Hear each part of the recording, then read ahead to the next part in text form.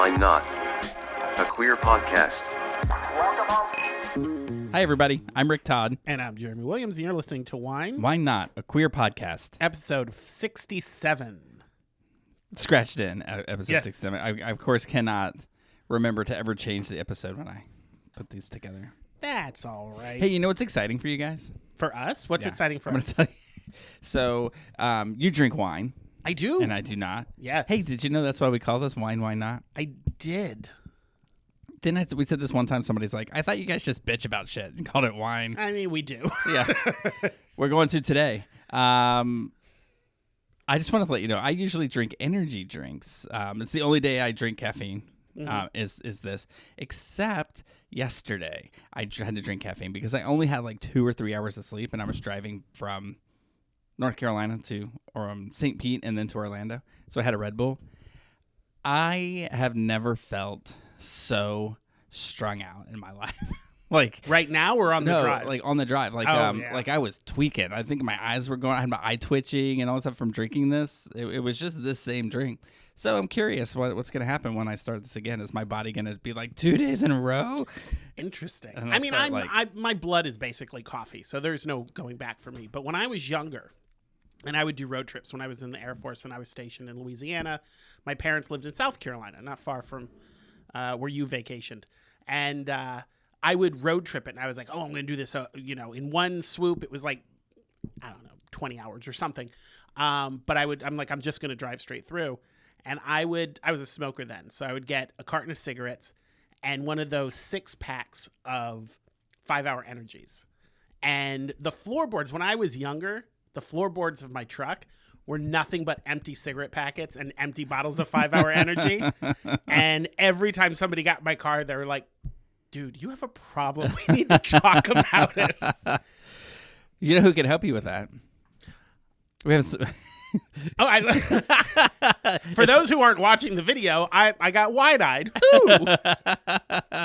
Our sponsor could probably help you with They it. could. With anything that ails you. So thank you to our sponsor, Pineapple Healthcare, an award-winning primary care clinic right here in Orlando. Yes, Pineapple Healthcare offers mental health counseling, HIV, STI testing and treatment, and specializes in care for the LGBTQ plus community. Open Monday through Saturday. Call today at 407-553-6336 and schedule your appointment. Pineapple Healthcare, better together.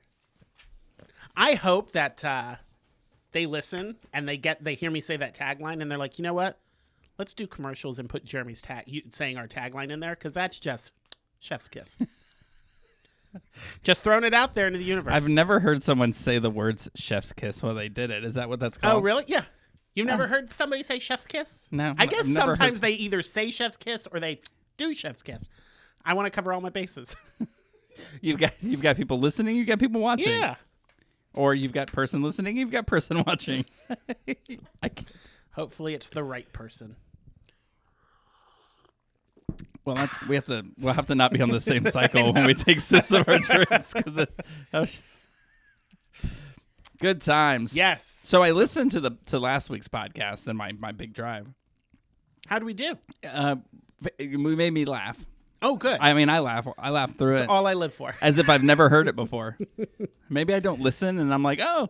Sometimes though, when you listen back, it's interesting because you say things that I don't catch because I'm talking as well. Oh, yeah. And then when you listen back and you catch them because your voice is louder than mine, Sure. It's funny. Yeah. Good Oh, job. thank you. Thumbs up. You weren't here because you were, I'm sure we'll hear about this My and what God. we did this week. I totally thought you were going to point at me and go, "You're not as funny." Oh, no, you're very funny. You're very You're like, funny. you. I was like, what? I mean, not as funny, but you're still funny. You're good. Challenge No. accepted. But while you were out, me and Caitlin were actually talking about this, and I don't listen to our podcast, and I'll tell you why. I hate the sound of my voice, and we were doing a editorial meeting, and Caitlin had her microphone on, and I had mine muted, but I could hear it through the computer, and I heard my voice through her microphone coming back, and I was like, good God, is that what I sound like? I don't know how you all tolerate it. We question that too. No, actually, I mean, it's just what you sound like. That's it. See, to me, And it's I no big don't deal. sound like that. And it's like, wow, that's that. So I actually don't listen back to the podcast. You know who else doesn't listen to them or watch themselves? Robert Redford, I've heard. Will not watch himself in a movie. Yeah. Me and Robert Redford. 2 peas in a pod. Yeah. We Sorry, like peas and carrots. I wasn't supposed to laugh when I said yeah. You know what? I hate the sound of my voice. I think most people hate the sound of their own voice. I think so too. Because I mean, unless you're like, James Earl Jones or Morgan Freeman. I bet even they listen to it and they're like, I don't like what I did there. And we're like, what? What if Morgan Freeman's like, that Penguin movie? Never watched it. You know why? Hate my voice. Hate penguins. Oh, interesting. Smelly little bastards. Not where I thought we were going with that, but okay. Yeah, I don't like the sound of my own voice, but I'll tell you what. When I listen to the podcast, you sound just like you do right here, and it sounds very nice. Fantastic. You should do. I'll start listening. Sleep videos. Should I? Yeah. Really? Be like, oh, and everybody, are you awake? Are you still awake? I don't think I should. Ooh, look, those spikes. I know you. Amazing how the sound monitor spikes when you scream into the microphone. Good times. Crazy. Well, how was your week, Jeremy? Did you do anything fun? Oh my God, this was the best week of my life. First, my boss was out all week, so it was fantastic. Oh God, he sounds like a dick. Hey, he's all right. He should go to Johnson's and. You know what I did? I saw Mrs. Doubtfire the musical. Oh, you did? I did. And did you like it? I didn't. And what? But what's funny is I didn't. Who hurt you? Why do you hate everything? I didn't like it, not for the reasons I thought I wouldn't like it. Like, I went in this thinking, this guy's going to be trying to do a Robin Williams impersonation, and it's going to drive me nuts. I wrote his name down. What is his name? He's the Tony nominated. Yeah, Rob McClure. Yeah, he's very good. Absolutely fantastic. That is one talented person. You put a lot of emphasis on the word one.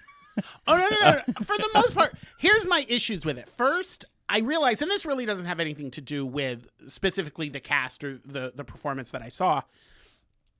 I don't really care for most of the songs in this, and I felt like they stopped the story. Like, most of the time when you see a musical, it helps carry the story along.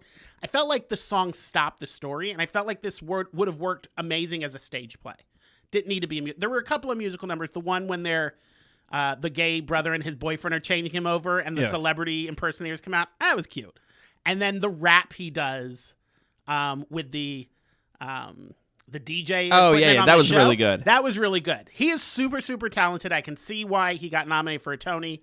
I don't know offhand who beat him, but I think we talked about it on the last time. Yeah, and Caitlin looked it up. And but I feel like we went, oh, okay, that makes sense. Yeah, that made sense. But it was like I was guessing Hugh Jackman for Music Man, but it wasn't. It was somebody else. But I thought that he did amazing. Was it Hamilton? No, I don't think that was the same year. There were 2 points in this that drove me nuts. First, it was the music. I thought it just stopped the story. And then it wasn't this way, or maybe it was this way in the movie, and the actresses they picked were just a little more endearing. But all of the main women in this, his ex-wife, the lady who runs the studio, and then his warrant officer, or whatever she's called, the lady with the court. I don't know why we take women who are in powers of or positions of power and are, career women, and we have to make them so whiny and bitchy. It's like everything they did was bitching at him, and he's like, why are they always on my case? And it's like, because you're screwing up. And in the movie, the women are that, like Sally Field is that way, and the studio guy is played by a man, but they just seem so caricature as the way they're written. I think that's true of the ex-wife. Yeah. 100%. I remember watching this version of it and thinking, that she was unreasonably angry. Yeah. And it wasn't until the end where she showed some sort of like empathy towards this man. I mean, it was like he's an overgrown child and he's not mature enough, and I don't want to be with somebody like that. That's one way to look at it. But she was angry about it, which I don't think Sally Fields was. No, Sally Field, and maybe it's because I went in this thinking I'm going to compare this guy to Robin Williams, and the whole time I was comparing her to Sally Field. You didn't even know you were going to do that. It was Sally Field the whole time.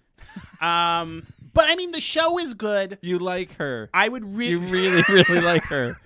I didn't feel that way about. You know what? My favorite character in the whole show was the producer. Oh, really? She cracked me up because she She's wasn't so weird. She was. That's what was funny about it. She was just like, I got a job to do. That's but that's even hilarious. She seemed angry and cold, and I feel like that's how a lot of professional women get portrayed in movies.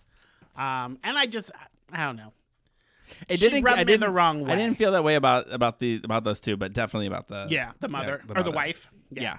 But other than that, great show. But weren't the two gay guys just caricatures of gay guys? But fun. I mean, you can be a caricature, but you got to be fun. But doesn't that just feed the stereotype even? Oh, the gays are fun. No, and here's why. You know what? Because this gay's not fun. I talked to those two after the show. They're exactly like that. Oh, really? No. Oh. I don't know. Never met them.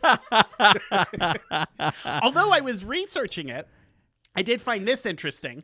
The when they were workshopping it, the gay couple was played by Mario Cantone from Sex and the City, and that gentleman behind you who played the genie in Aladdin. Oh, really? Yeah. Michael Scott. I think it's just Michael Scott. Michael James Scott. Oh. Michael Scott's from The Office. Oh, okay. Yeah. Anyway, so I was like, it would have been interesting to see how they did. What if they're listening? They're listening to this because we've decided celebrities listen to this podcast. That they're listening right now. The people that were in the cast, and they're like, "Why do all podcasters have to come across as judgy assholes?" Valid. That is a valid argument. argument. I tell you what, come have lunch with us, and you will walk away 100% knowing that we are always judgy assholes. It's true. Nah, not really. That's not true.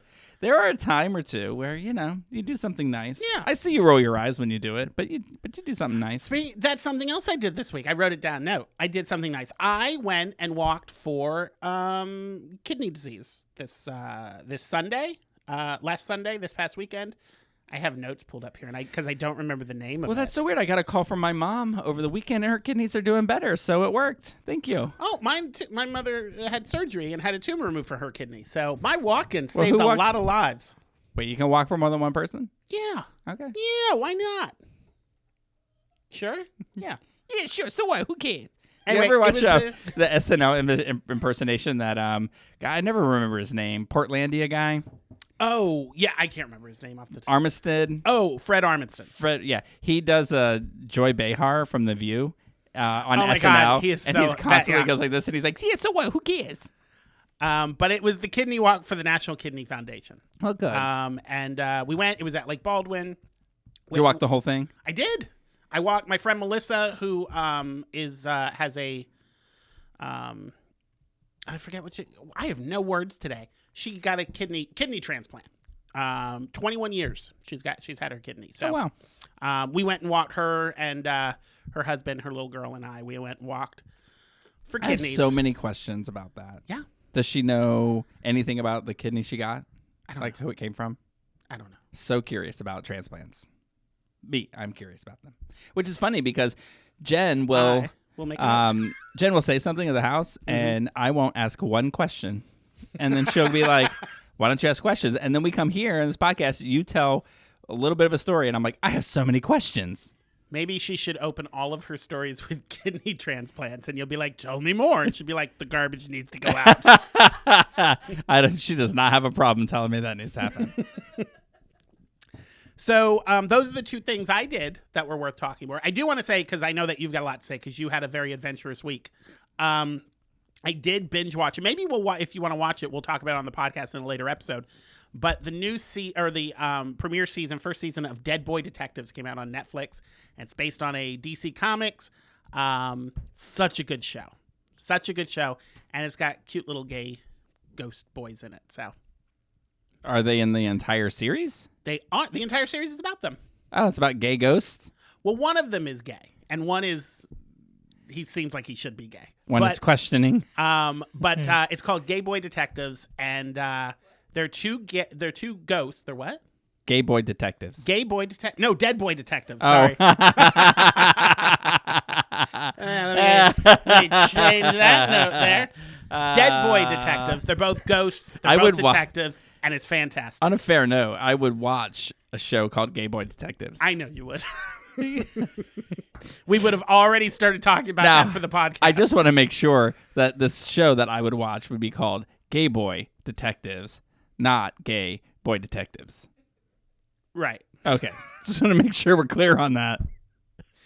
But while it's called Gay Boy, they are in their 20s. So they're like adult gay boys. Yeah. The dead It detectives. was midlife when Hamilton was alive. It's true. That is true. But it's a really good show. So check it out. It's really good. Did I learn this week, talking about ages of people, do you know that the Vanderbilt, that guy that made the Biltmore Estate, Anderson Cooper's great-grandfather? is that who it is? I always he's a wondered, like, Vanderbilt, does he come from, like, the mother's side or, like, the father's side? His mother is a Vanderbilt. That's why his last name's Cooper. Right, Gloria Vanderbilt. Yes. Okay. Yeah. Are they genes? The Vanderbilt genes. Oh.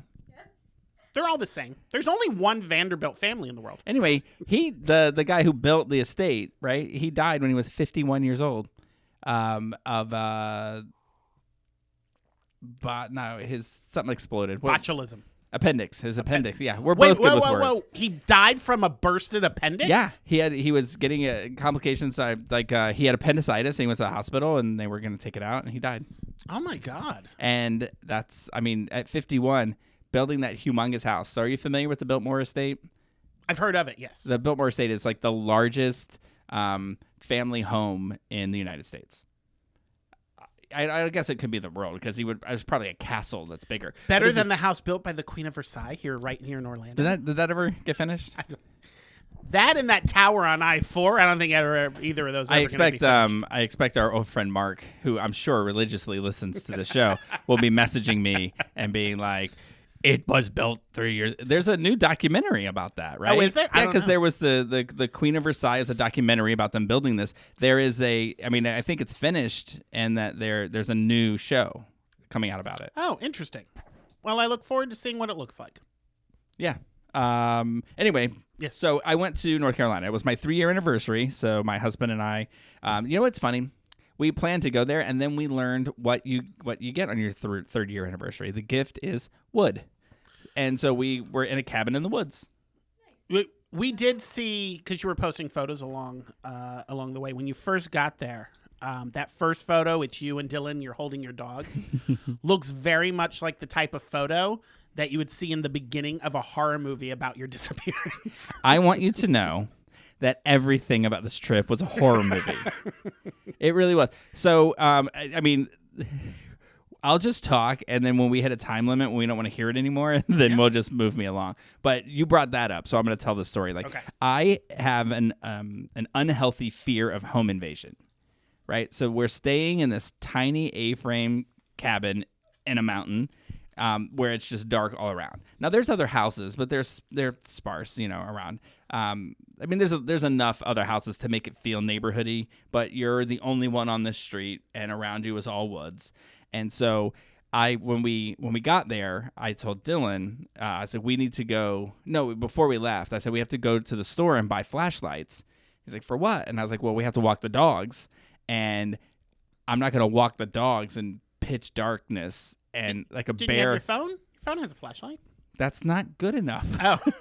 So I went. I needed a lantern. No, I bought a handheld spotlight. I'm going to tell you, I should have brought it in so you could see how intense this spotlight is. It is intense. And so I thought you were in an A-frame I house. know. I was waiting for it. You know what? Dylan made that joke about the tents the last show, and you made it. And then when we listened to it, he laughed about you making the joke and him making it. How very meta. I'm gonna make him listen to this one too. I use the word intense a lot. So we're walking the dogs on like the second night we're there. We're walking them out, and I've got the flashlight. And so there's like where we're on, it's flat, but right behind it goes steep up, and it's all woods on all sides. But the little road goes by us, and on the other side it's all dense forest, right?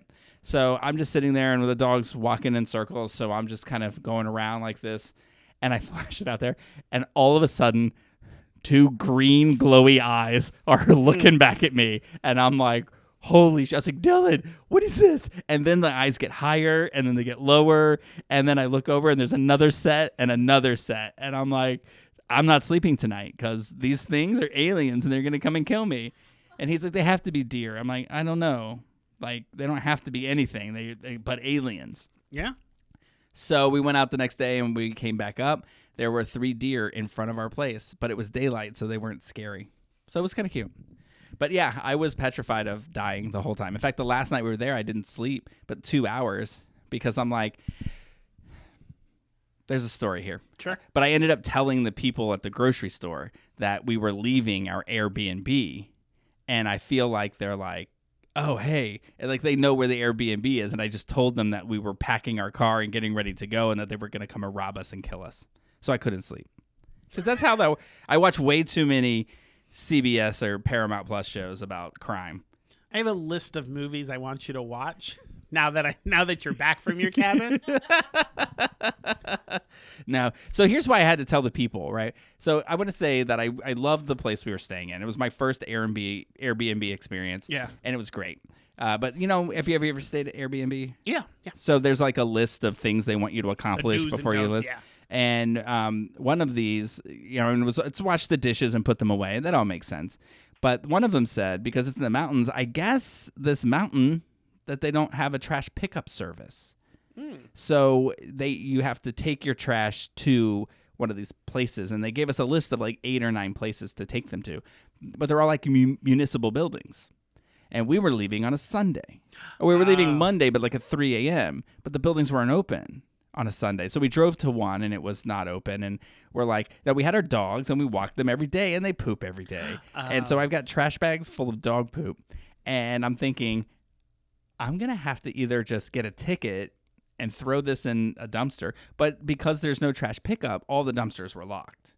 Yeah. Except there was one that was like this building being renovated, and it had one of those like renovation dumpsters. And I was like, Dylan, I'm just going to drive by and you just throw it, right? Just throw it in there. And then he's like, there's a cop right there. And I was like, ugh. So we didn't. And then, so I was like, oh, I got an idea. So I go to the grocery store. Please tell me that garbage is still not in the back of your car. I go to the grocery store, and there's this very nice, you know, young lady behind the counter. And she's like, hi, welcome to Angles. How can I help you? And I was like, listen, I got a thing. I need your help. It's like, I'm staying in this Airbnb. I guess there's no trash pickup, so they told me I have to throw it away. But all the places that they've given me are government places that are closed, and I'm leaving tonight. So I have 2 options. One is I beg you to let me throw this in your dumpster, or I drive 10.5 hours with dog crap in my car. And she laughed so hard at me. And she's like, let me ask my manager. She goes to the phone, calls her manager, laughs the entire time on the phone with her manager. And then she comes back and she's like, let me get somebody to come get that for you. And I was like, oh, so they did. And I was very grateful because I was not interested Yeah. in carrying dog poop. So anyway, it was a great vacation. You know, 3-year anniversary. We went to the Grove Park Inn.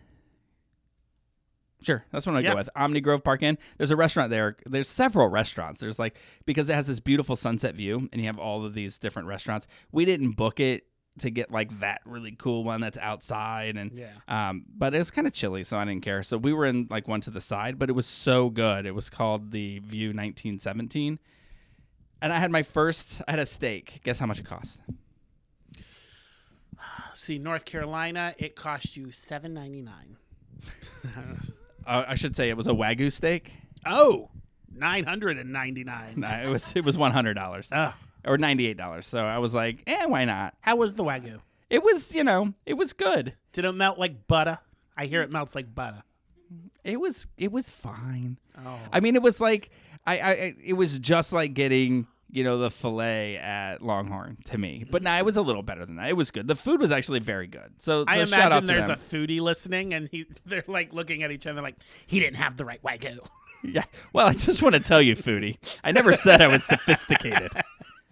I grew up poor. I had powdered milk as a child. I don't have the best palate in the world to like. This isn't a food podcast anyway, foodie. Stop listening. I love that you're yelling at someone who may not even be listening. Why did I get mad at the foodie? I just need sleep. Foodies are like vegans. They have a real easy way of pushing your buttons. You know what I refuse to do is to take pictures of my food. Mm-hmm. And because I'll see people around me doing it, and I'm just like, you fucking foodie.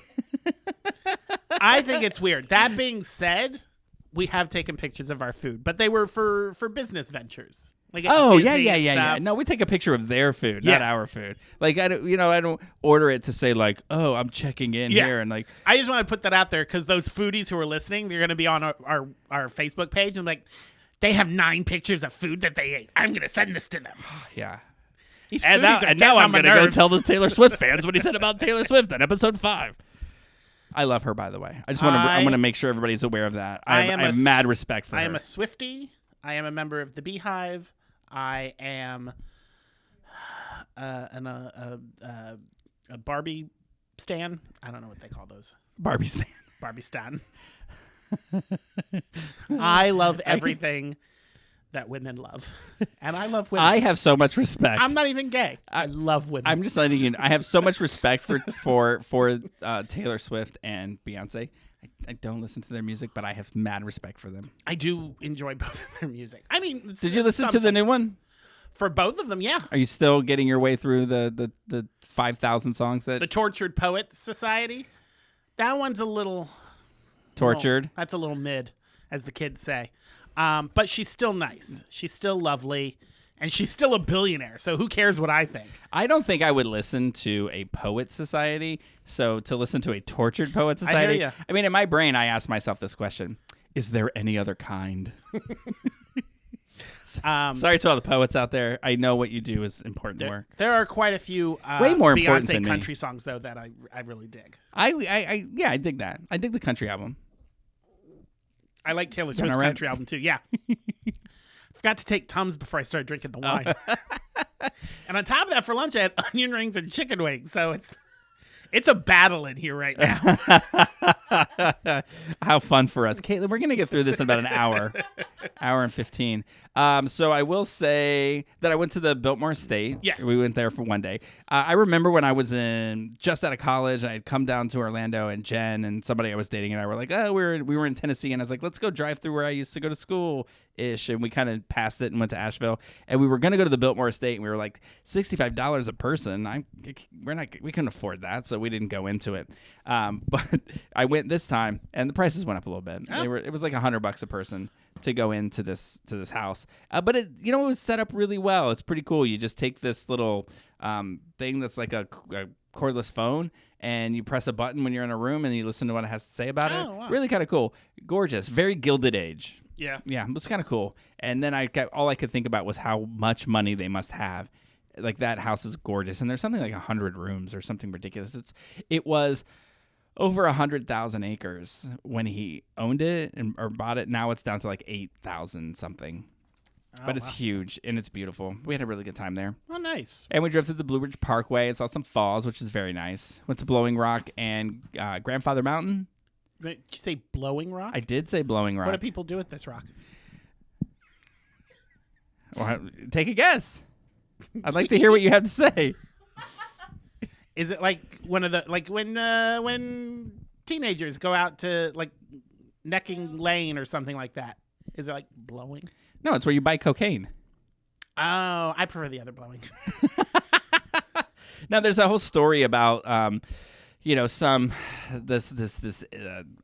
Native American hid his daughter from the white man because they kept lingering at her, and Pocahontas. and they were like, oh, we're gonna hide her away so that she's safe. And then she met a Native American guy when she was there, and they kind of fell in love. But his family was calling him back, and he's like, I gotta go. And she's like, no, stay. And he's like, I gotta go. And so he goes, and she drops to her knees and prays to the gods to return him to her because she loves him so much. And then this huge wind comes blowing and blows him right back up to her. Oh, So Blowing Rock. that's Oddly- exactly what I thought it was. Oddly, not windy when we were there. So I was like, there was Not- no blowing. Not a time for love. No. And so then we went to Grandfather Mountain, which I remember, like, as a kid. Not as a kid. I was right before college. I guess I was a kid. As a kid when I was 40. I'm a kid today. So, just almost 50-year-old child.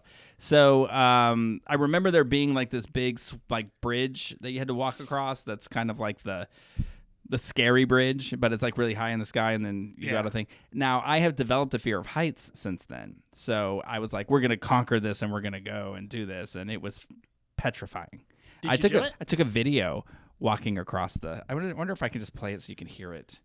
No, Indulge me. maybe we'll upload it and put it on our social medias so everyone can watch you walk across. Let's see if we can get the sound here, though. In a brave stance across this bridge, miles in the air. Sounds like you're in a stagecoach. You hear it? The hooves on the cobble street? Do you hear that? That's the metal, like, swaying in the wind and hitting against shit. It's frightening. And then it's like a mile up in the air, like in the grid. Something like that. I don't know. I don't know if it's a mile. That seems like a lot. Did you ever see Indiana Jones and the Temple of Doom? Yes. Were you thinking of that the entire time you're on the bridge? Here's what I was thinking. I was looking at what I could grab onto, because I've seen people grab onto the side of the thing and it swings down and you just bump into the rock and Of then course, you climb and then up. you climb up. Yeah, because like you're not going to crack your skull open falling hundreds of feet into a rock. If Steven Spielberg taught me anything, I can scale mountains and I can climb bridges. So that was a hike, though. I'm going to tell you, like, that was not an easy walk. We parked and then took like a little short, like half-mile trail to get up. But the incline is so much, and you're getting like 2-foot rocks that you're climbing up one after the other. It was a lot. And then Dylan got very nervous. He gets nervous for me, like, because it looks like there's the edge of a rock, and when you go up to the edge of it, it looks like if the wind blows, you're gonna fall down and die. But he doesn't see that it slopes a little on the other side, and you don't see that until you get up to it. So when I saw that, I just kind of jumped right up on the thing, and he's like, ah. It was really funny. It was fun. We had a good time. It was a really great vacation, really cool. But the highlight of it, I want to point out, is that we were staying in Burnsville, North Carolina, which is just about 15, 20 minutes outside of, or 15 minutes away from Mars Hill, where I went to college. And I haven't been back. I mean, I was that one time that I just kind of drove through, but I haven't been back to like talk to anybody or kind of tour the campus or, go to the bookstore, buy alumni crap or any of that. Sure. My leaving there was kind of abrupt. I was a theater education major, and then I had some like little personal issue. Somebody broke up with me for the first time, and it destroyed me. And I was like, I'm going to get out of here. I was I think this is a thing that gay people go through, is like, you might be of a certain age where people would think that you could handle situations better. But, for me, at, being my age, I didn't get the opportunity to date when I was in high school and go through all of those emotions and have your parents walk you through how to handle them and all that kind of stuff. So I was just up there, and this person basically said, you're useless now. Like, I have bigger and better. Literally said, I have bigger and better things in my life. I'm going to break up with you. And that just kind of crushed me, because I was this like romantic who thought, oh, this is the rest of my life. This is going to be wonderful. And so I was like, I changed my major so I could graduate early. And I was like, peace out, y'all. And so I had assumed that this teacher that I had, that I used to have the longest talks with, he was such a great guy. I assumed that he didn't like me because I changed my major and left school early. And so, but I wanted to take this opportunity while I was there to meet with him and really kind of like just rekindle that connection that we had, because we haven't talked in all these years. So he agreed to meet with me, and he's amazing. And it took me right back to where we were. And, the leaving thing, none of that ever came up. He just looked at me at one point and he was like, you changed your last name. I was like, yeah, I got married. And he says, well, I'm happy for you. He looked at Dylan and he said, I'm very happy for you, but I was sad to hear that you changed your last name. And so he pulls out this book and he said, I want to show you something. When he retired, I think he retired the year after I graduated.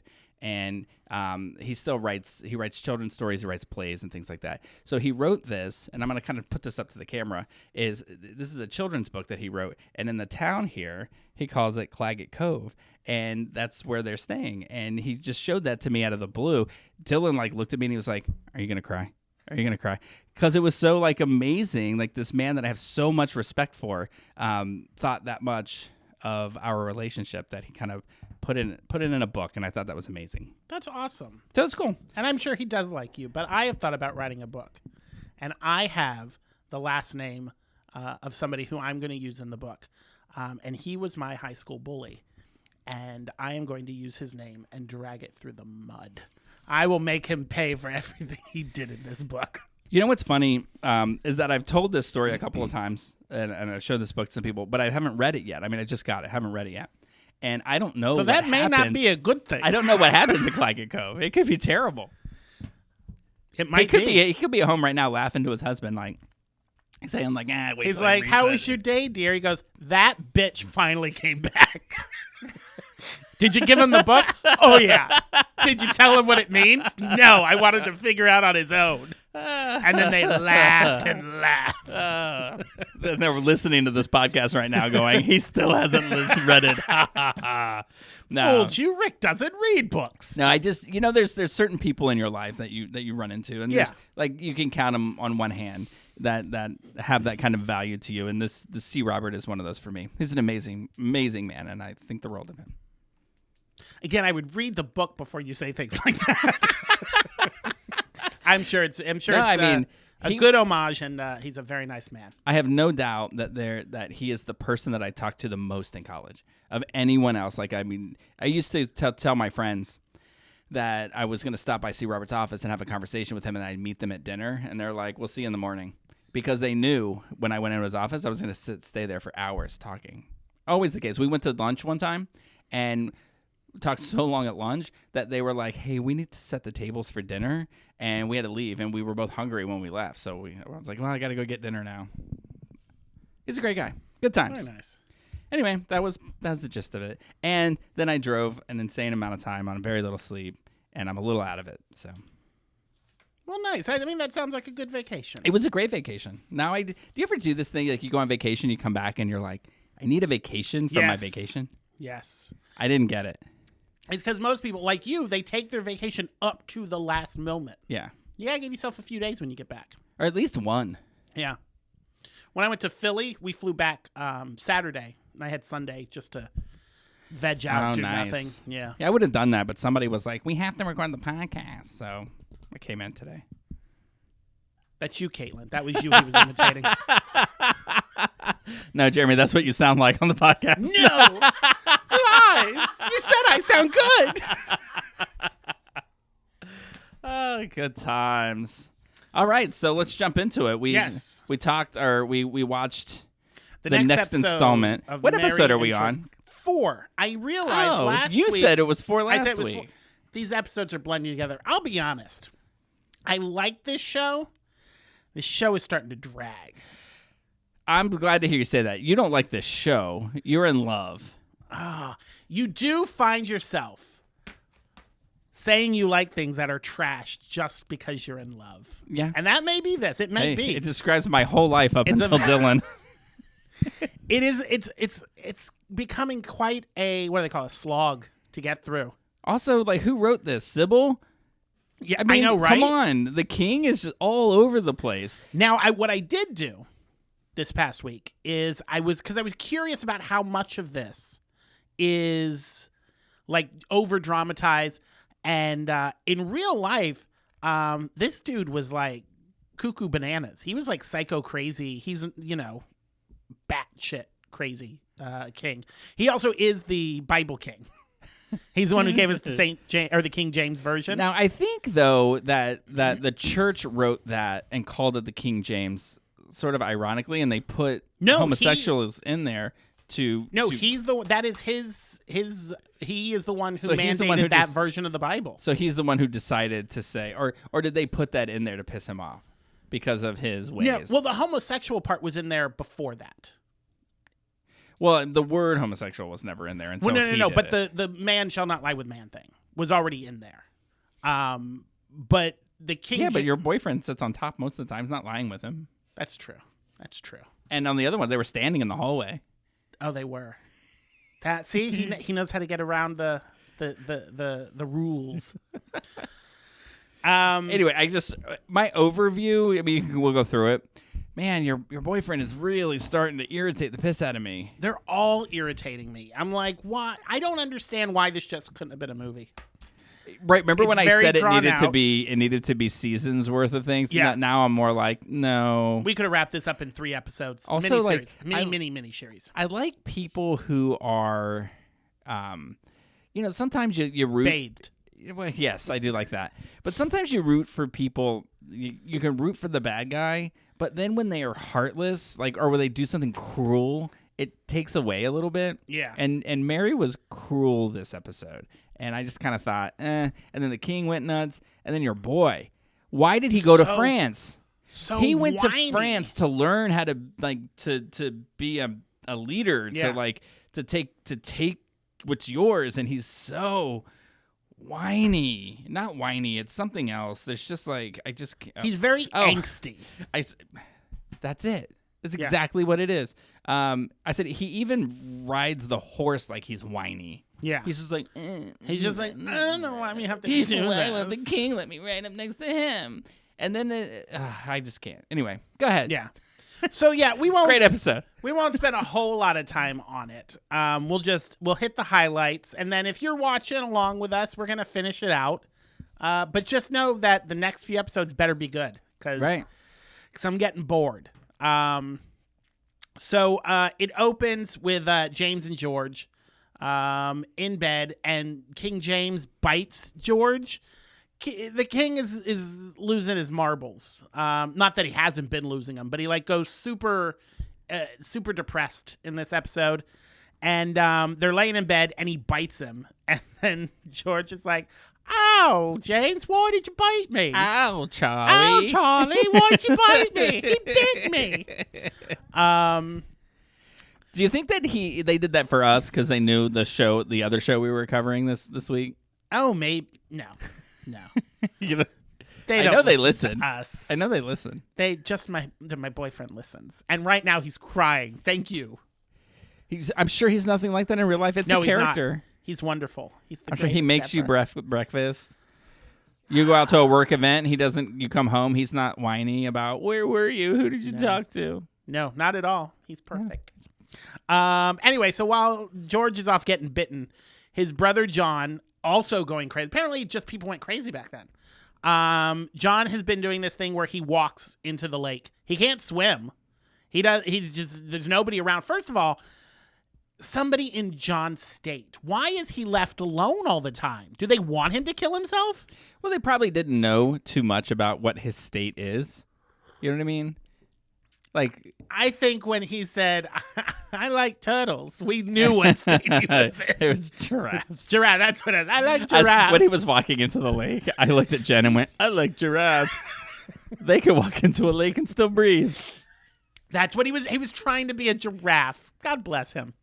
So my favorite part in this episode, probably, because I feel like I identified with him, is his stepfather comes walking into the house with John over his shoulder, dripping wet, drops him on the table, and he's like, "I'm getting frustrated.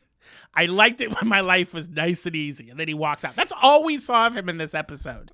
So here's my question. Why didn't he just leave the kid in the lake? Yeah. Like, you keep saving him and you don't like him, just take a note from your wife. Maybe he's just a good person and he doesn't want to see this poor boy drown. But yeah, so he comes, dumps him on the table, and he's like, "You know what? I'm getting frustrated. I'm at wit's end with this boy." But he does it with his accent. I can't do the accent. I won't even try. Because it would start off with... So King James announces that he's going to Edinburgh in Scotland, and he's taking his There's married a men Fringe with festival him. in Edinburgh. Yeah, that's the very first Fringe festival ever, was in Edinburgh. So he has to put somebody in charge. And what did they call? They called it something something specific, and I can't remember. I thought I wrote it down. Oh, yeah, they did. Not. I want to say all I can think of is Lady in Waiting, but it wasn't. Was it In Waiting? Something in Waiting? When I get to it in the notes, I know I wrote it down, but apparently I did not write it down in my first note. So he puts Sir Bacon in charge, Sir Francis Bacon, which is like my favorite name.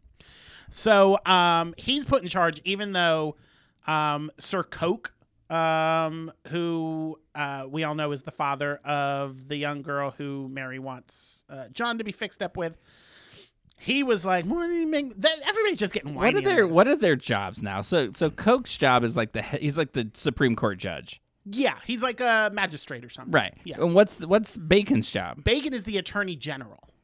So Coke is above Bacon. Bacon's above Coke. At least in my book. So I believe Bacon is above Coke. Okay, so why does Coke think for 1 second? Also, there's so many things I don't understand about this episode. Coke is a Weasley beat down man. Yes. Who clearly needs a bath. But his wife has all this money. Does she not let him bathe? I don't know. Why does everybody else look well put together, but he looks like a weasel? I don't know. I don't know why any of these people are the way they are. So, and but it was never going to be like. There's no world in which it was going to be Coke. It was going to be bacon, because I mean, not only can he feed the hawk a rat, he can. I mean, he just has a higher job, and he's a little more stately than, say, this guy who's not stately. Yeah, I mean, as far as and I don't know the whole history of this, but yeah, Bacon is the Attorney General and Lord Chancellor of England. That sounds fancy. And he should run it. He should. And where did whatever happened to that Somerset guy? Can't he run it? And Coke was. If he just hangs in there a little. He was while a longer. barrister, a judge, and a politician. Yeah, I'm pretty sure Bacon outranks that. Right. A barrister is just a lawyer. Anyway, so they're all, why can't I be in charge? So Bacon's put in charge, and they take off to England, or they take off to Scotland. And as they approach Scotland, the king is just getting more and more loopy, getting more crazy. So they get there, and they're having a little feast for the king. And George is pouting because he was sat at, as he said, the kids' table. But he got to bring one of his brothers, Kit. His brother got to come along, so that was nice. Yeah, thank God he brought him. Could have been a whole different story by the end of this episode. Indeed. This funny thing about this, like sitting at the kids' table, there was this guy who is like who's the head of the guard in Scotland, right? Yes. Right. So he's charged with protecting the king on his visit to Edinburgh. You're speaking of Peter Carr. Okay, yeah.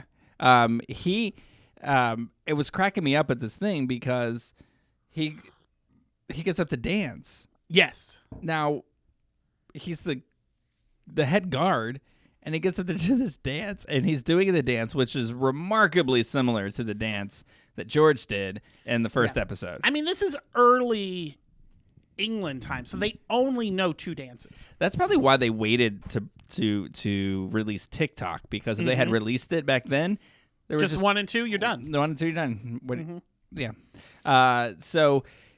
But this guy's dancing, and he's doing that really, like, he's hopping around, like, and George is staring at him. Yeah, he's like doing the biting the lip, and he's like, he's dance, like, kick those legs up, hop on that foot, you little bitch. Yeah. Like, it was cracking me up because they were flirting. He's staring at this guy like, this is the hottest thing I've ever seen, and this guy's like hopping around like Michael Flatley, like. Now this guy, Peter Carr, who's up there dancing and turning George on, that is Somerset's cousin. Yes. So while they're dining, and this is something he said, because at the end of the last episode, we saw his wife being taken to the gallows to be hung. And I assumed, or I don't know if you assumed also, that Somerset was to follow. Yes. But he says, he's like, I know you're Somerset's cousin. I really did like him. And then Pete's like, don't call him Pete, Peter, he's like, no, he's fine rotting in his cell. I didn't like him. So is he still alive? Because he says he's just rotting in his cell. Unless so he's like, dead in the cell and he's rotting. I don't know. But I was like, ooh, maybe he returns. Which, I mean, I kind of want him to, because that George and him, that was kind of hot. I'm sorry. If George is going to keep whining, I'm going to need Somerset to come back and kill him. He can do it in the last 5 minutes of the show, so you don't miss anything. Maybe, you don't have to kill him. Maybe you just Somerset have to, will kill him. You just have and then to he'll keep his mouth fall closed. backwards, and then it'll be full frontal in the last second. Oh, yeah, He'll be that's how dead. it ends. He falls back, and then the camera pans out, and it's just full frontal. End scene. Yeah. Best show ever. Best show ever. So, as the party's going on, George and Peter, they go off on their own, and they do it. Again, what did he go to France for? Did they not teach him anything while he's there? So he's sitting there in the hallway, and he's like, he plows Peter. Yes. George plows Peter. George tops Peter. And then Peter's like, it's my turn. Yeah, and he's like, I don't think so. God bless him for being young. But like, yeah, I need a nap. Yeah. I needed a nap after watching it, but I was tired. So then he's like, it's my turn. He's like, okay, but are you gonna tell anybody? Yeah. Like, are you promise? If you have to ask somebody 6 times that they're not gonna tell anybody, and they're like, your secret's safe with me, it is not. If it's actually gonna be in the show, your secret is not safe. No. And he goes back, and as soon as they're done, George goes back to the room, and James is like, I know what you did. And he's like, oh, God, he found out. Wasn't he like, you smell of cock? Yeah, he was like, he's just very crude, that James. So, yeah, he tells him. He's got a kingdom to run. He doesn't have time to be nice. It's true. So he tells George, listen, I don't want, find someplace else to sleep tonight. I don't want to look at you. And then he's like, oh, okay. So he sulks off to the door, and he turns around, and one of the other little stewards are closing the door, and he's like, have a good night, and then closes it. And he's like, oh, I'll get you. So he's a little Weasley too. Yeah, they're all Weasley. It's like, come on. Good night. Yeah, I'm gonna get the king now. So we should just reenact. We shouldn't even review these or tell people what happened. We'll just reenact them. Yes. All the characters sound like this. Okay, so here's when we get to the point, we go back to Mary, and Mary has orchestrated this plan where because what's her name? Lady Hatton, who's Coke's wife, is all like, your son's not going to marry my daughter, and my Weasley husband isn't going to do anything about it. So they maneuver to kidnap the daughter to force her to marry to John. Yeah, because Lady Coke's out of town. Out of town, air quotes. She's out of town getting. She's in Italy. She's trying to hook the daughter up with this person from Italy. That's a royalty from Italy. And so they're like, oh, she's out of town, so the father can sign off on a contract to link these two together. And then Lady Coke got to pay for it, and they both hate her. So they're like, hey, how funny. So they drop the contract. Or they're trying to do this thing to get her. They drop the contract, then guess what? The marriage contract. They go there. She wasn't in Italy. Nope. She's like, they're packing up the house, and she's like, I knew what you were doing. She goes, your little page over there runs his little mouth. He obviously is a little gay because he's all like, girl, you know what happened? And so she's packing up, and she's like, the daughter's already in hiding. Frances, I've already put her in hiding, and I'm packing up all my stuff. And guess what? Everything in this house, it's mine. So you're gonna stay in an empty house, Coke. You know, I do think that he's Weasley, and I do think Lady Coke is probably right in this scenario because I'm sure what's going to happen to her daughter is not going to be good. But I was left like that once, and it's not fun. Yeah. Somebody just showed up and decided that because they paid for the things that were in the house that they got to keep them all, and so they left, and it looked like we got robbed. Oh my God. It was terrible, but it was funny. It was like, it doesn't really work. Just so you all know, in case this happens to you. If you're paying like the rent or the mortgage and somebody else is paying for all the objects and then they're going to leave you and they want to take all the objects, half of that is yours. So don't let them. Call a lawyer. Yeah. So they're all like, oh, no. So they find out Mary's lady friend, the one who runs the brothel, she uses her to find out where Frances is being kept. And they're like, okay, we're going to raid. So they're watching. Lady Hatton takes off to town because she's got to do some shopping. And they're like, she's shopping. Let's go, go, go, go. And they like SEAL Team 6 it in there. And they kidnap the daughter and put her in their little horse buggy. And they take off. And they're like, haha, we've got her. And she's all sad because she's like, what are you doing, father? And he's like, oh, this is for the best. And Mary's over there making out with her prostitute across from them in the carriage. It's all very weird. But they were sleeping, right? That made it. They were sleeping. Oh, I'm sure they were one eye open watching what's happening over there. Mr. Coke was. Mm-hmm. He's like, y'all want a bump? Although you start to see, but this is the time where you start to see that this lady that runs the brothel is probably the only redeemable character of this entire show. Because she's very uncomfortable with all this. Yeah, she still goes through with it. But she feels bad. Well, I mean, she starts to. I feel like she's going to do something to betray Mary. Yeah, because I think she's starting to think that what they're doing to this poor girl is terrible. Yeah, she's starting to see what a crazy bitch that Mary is. Yeah. So they're riding along. They're all proud of themselves, like, "Ha, we kidnapped her, yay!" And then the cart stops. And Mary pokes her head out, and she's like, time for me to get my yelling ats. So she goes out, and it's Sir Francis Bacon with the King's Guard, And he's like, you kidnapped the girl. You can't do that. And he's like, no, her dad. That's her dad in there. You Protector of the seal? Protector of the seal. Is that what it was? Or keeper of the seal? Keeper of the seal. Holder That's of what the it is. seal. Hold that seal. Wasn't it the seal? It's something of the Not seal. like the I know I wrote this not that seal. down. Talk amongst yourselves. How's it going, Caitlin? What did you do this week? Anyway, I know it's somewhere in here, but yes. So Bacon's like, you can't take her, and she's like, I've already written to the king, and the king is going to side with me. And he's like, have you heard back from the king? And she's like, no. And he's like, well, I have the perfect solution. This seems so 1980s sitcom to me. No, this is like this is wife. This is the early. This is what made wife swap a thing.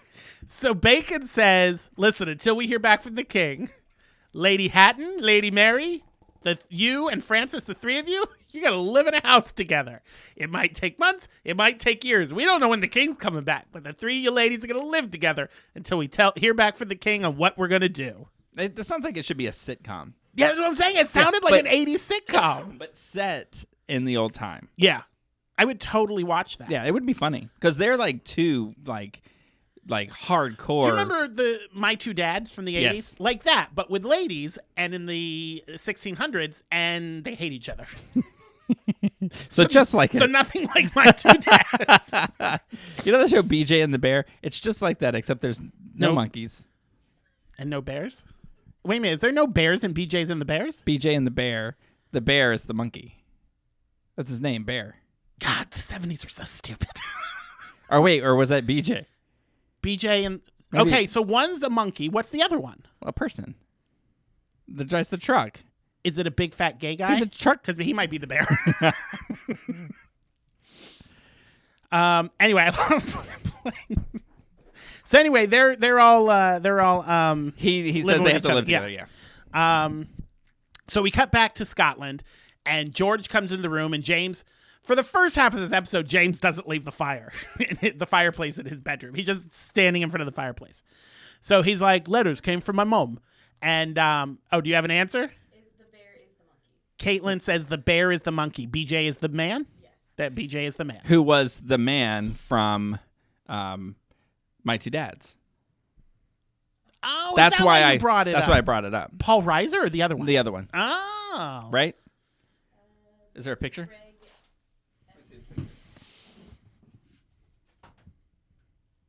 Is that him? I don't. I think it is. You take a look. Let me take a look.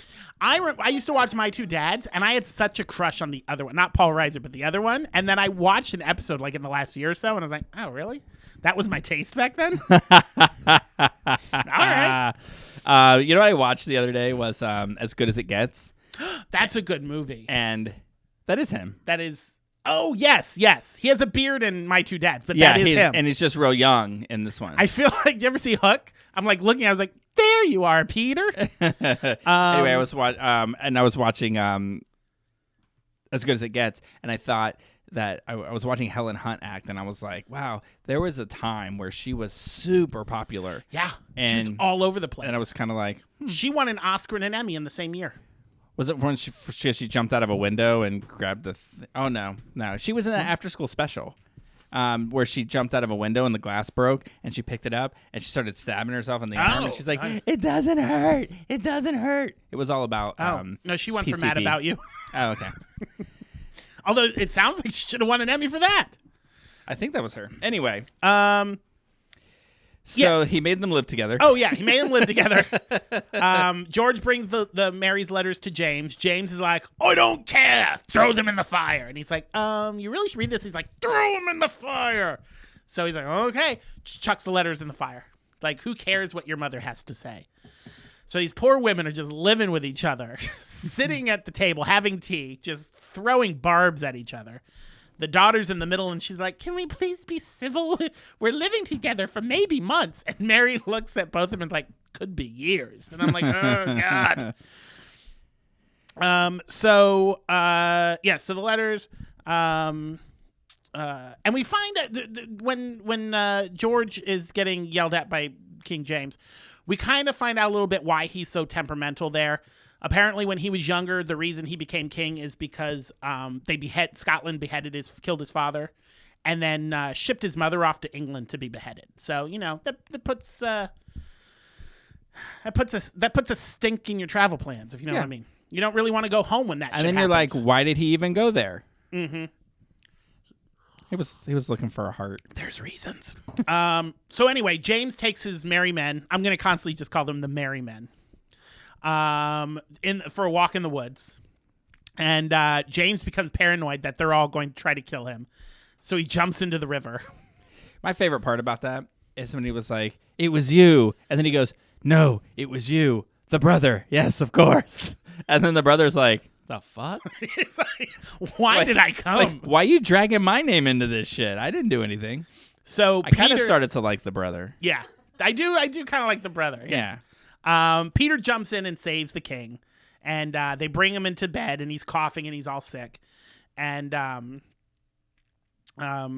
oh no, this is when he sends George out of the room. I mean, he sent him out of the room before, but this is when he sends him out of the room, and the little boy closes the door, and he's like, yeah. I mean, I think it's important for everybody to know that as soon as George had sex with that dancer guard, Peter, yeah, that he kind of got kicked out of that house again, and then was just like treated like crap by the king he's for on the the rest outs. of the show. Like, Yeah. just like, oh, you opened your mouth, you're a lying piece of crap, and I hate you. Get away from me. Or it's Yes. just very odd. And when we get back to Also, they reconcile like right away. Like there's no reason. I wrote this down that your boyfriend is not good at his job.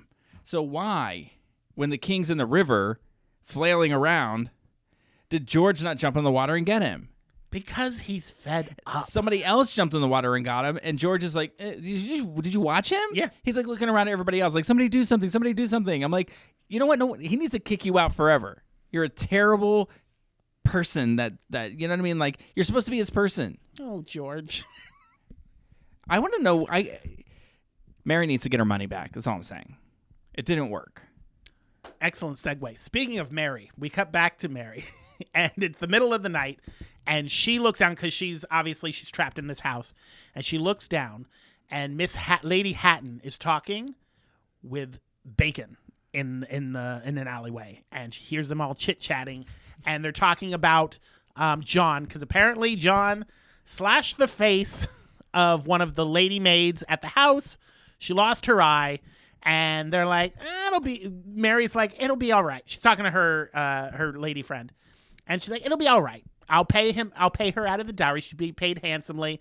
And she's like, she lost an eye. And she's like, eye on the prize. One eye on the prize. Mary seems to have this problem with not understanding that a dowry only goes so far. Yeah. She's promising pay everybody. off all of England? Yeah, everybody's going to get something.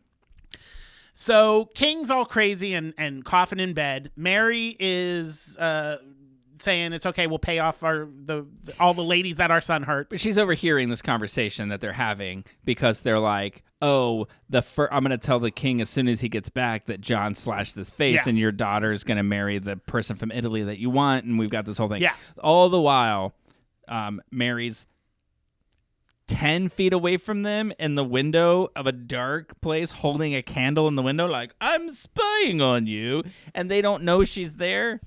It's dark outside. It's the only candle. She's like 10 feet away. This was 1600 England. Everyone was stupid back then. Plot hole. Anyway, the candle's there so we can see her, not so they can see her. I get it. They yeah. learned from Game of Thrones. Light your scenes. I don't care how many candles you got to use. You know what they use? They use a trick that I read an article recently about how the plot holes in sitcoms is that they all think that the kitchen is a safe zone, and that even though people are 5 feet away in the next room, that they can't hear anything that's happened. So, like, you think of Frasier when he used to go into the kitchen and talk. And they'd be like, oh my God, and then can you believe what's happening out there in the living room 2 feet away? Yeah, and they can't hear us. And there's this another show, Seinfeld would do that a lot, and it's all one big room. Anyway, made me laugh. So it's just kind of like that. She's standing there. They're in the kitchen. She's in the window. So we cut back to Scotland. George and Peter are out exploring because George is taking a liking to Peter, and he's like, James is all crazy, so I'm going to hang out with the cute boy. So, yeah. I can't with this episode. So George thinks that the king just happened to see them screwing in the hallway? He doesn't know, he doesn't put two and two together that Peter told the king that they did it? No. I assume he knows that there's like spies in the castle, and that's why they're going away from the castle. He's like, ooh, somebody must have been spying on us, so we'll walk into the woods and go to this But little your cathedral dumb place. boyfriend, again, dumb people, 1600s, says, I had sex with this man, and I got in trouble, so I'm going to do it again. You know, sometimes the dick is just good. I don't know what to tell you. I guess, you know what? He danced so well that I just gotta give it one more go. Did you see how high he kicked up those I know. legs? I gotta have that one more time. He hopped over onto the other foot and didn't lose his balance. No, That's some hotness. So hot. It's so hot. That's Riz. That's the Riz, yeah. So they're in this little abandoned church place, and they start making out. And Peter like climbs on top, and you're like, "Ooh, here comes the sex scene. I've been waiting on this." And then Peter starts to choke Peter starts to choke George. And at first it seems playful, and then you realize, oh, this is not playful. Yeah, right after he says, "You thought you could tell me that you ruined my cousin and say it to my face," and then all of a sudden he's just you choking can insult my cousin like that, and he's just choking him, and he's like, "I love my cousin." He gonna kill him. Yeah, and he's like, "No, no, no," and even though George is 3 times as strong as this guy and way much more muscular, he even gets killed like a whiny person. He just lays there and it's like he does. He's like, "You're choking me." And then my boy Kit comes up behind him, puts a gun to his head, boom, blows the back of Peter's head out. He collapses, and he's like, "I'll have what she's having." I don't know. I can't remember what he said, but he has a little. He says he asked him something. He said, "Can we talk?" And he was like, "Time for talking is over." Boom. And he goes, and then you hear the brother say, "He was talking to me." And the guy turns over and he's like, blows his head off. Now, I am not an expert on 16th century revolvers. Sure. But I imagine that they're less advanced than, say, the revolver that Alexander Hamilton was killed with. Right? Because you're talking about 200 years worth of before, or like 100 years of God, I'm really not good at math. So where did the power come from in that gun? Did you see him when he was laying on the ground? Half of his head was missing. I mean, a gun is a gun. No. They had powerful guns back then. There's no way that it blew. Did you not see Pirates of the Caribbean? That was around the same time. And they had boom booms. There were pews. I think that bang? It barely would have cracked. It would have went through his head, but it would have just been a circle with maybe some fracture marks around it. There's no way that the whole side of his head was coming out. No, because he's only like 6 inches away from the head. You got gunpowder shooting a propellant at your head. Well, we're going to demonstrate. We're going to do a demonstration. I think that my life just got threatened. I didn't say on do you. Do I get to choose who it is? Sure. As long as it's not me. Caitlin. We need you to do something for us. Anyway, so he kills off Peter. And then we cut back. James and George are in bed, and they apologize to each other. We just skip over the whole, how did we get to this point? And they're just like, you know what? We got to wrap up this episode. Put them in bed together. Let them apologize to each other. So in this apology, James tells George the reason that they came to Scotland. Because back when he was George's age, Lennox was his true love. And Lennox was like the age of the king. So it was kind of like that daddy twink dynamic that they have. And that he was truly in love with him. And to prove it, when Lennox died, he had his heart embalmed and given to James. So James had it buried in Scotland so that nobody could take it from him. And this trip to Scotland was to retrieve that heart. So they go to where he had buried this heart, and they go to dig it up. So we're going to just pretend that this is a normal gift, that there's nothing insane about it. Again, I don't know what good gifts were in 1600s. Maybe everyone did this. That was hundreds you should of years stop ago. researching 16th century firearms and maybe think about what 16th century gifts are. Caitlin, can you make a list of things we have to research from the 1600s? So George is like, let me dig it up for you. And him and James dig the heart up. And then they rebury it, I'm assuming, back in England. So they didn't really specify, but I think that they dug it up in Scotland and brought it back to England. But they were still living in tents. It sure was. I wanted to make sure I didn't make it sound like they were living an intense life. It was. It's both. But they were still intense. I figured like if they were back in England, they'd be at the castle, but they were still intense. Well, I mean, England's a big country when you're going horseback. All right. So maybe they were on their way they just back. Came across the border, and he's All like, right. I want him buried in England. I'll add it to the list of things to research, the buried heart. So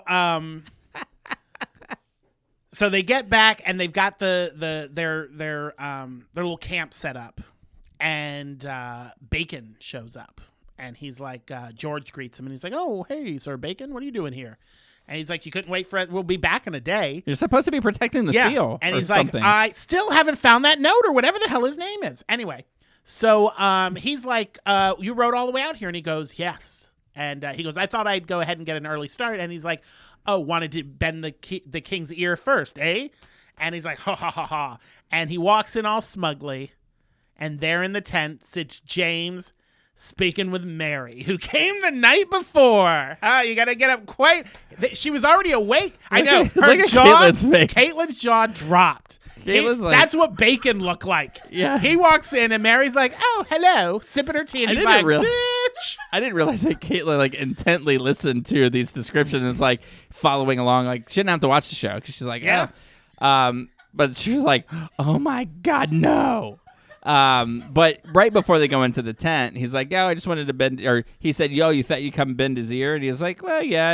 And he said, "Yeah, you're not that seems to be what everyone wants to do." Yeah. And then you know immediately that she's going to be. They walk in and Mary's there with the family. You find out Kit, for saving George's life and blowing Peter's brain out, he becomes an earl. This whole family, they're just getting shit from the king left and right. I do like when Bacon walked in and Mary said something to the effect of, "Oh, you should have been here earlier. You missed an entire conversation." Like, she's such a bitch. So Like, obviously, she can't just take the win. She's got to like rub their Yeah. noses in it. So obviously Mary was there first, which means that James is going to sign off on this marriage. And sure enough, we cut to the marriage of John and Frances.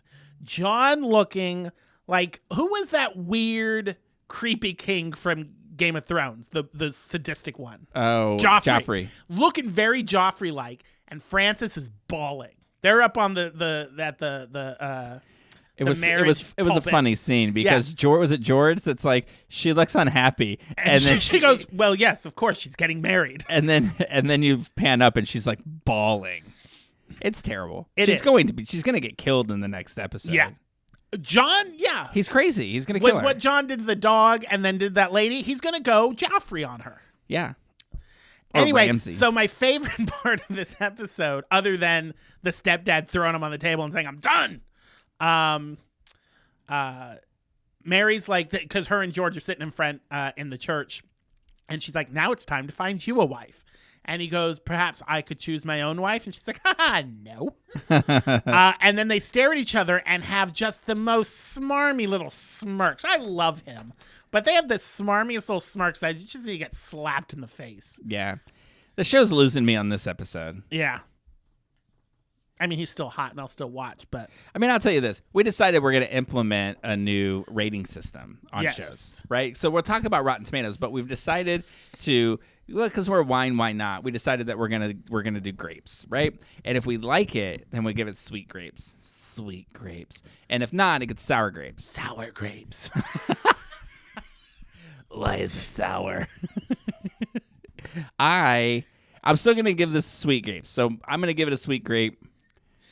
I'm going to give it a tart grape right in the middle. It's a little sweet, a little sour. I mean, it's still, overall, the show is worth watching. So I'm going to say that, even though it's losing me on this episode. Yeah, but- obviously we'll keep watching, but yeah, they need to do better. Oh, Keeper of the Great Seal. Keeper of the Great See, Seal. so I was kind of right.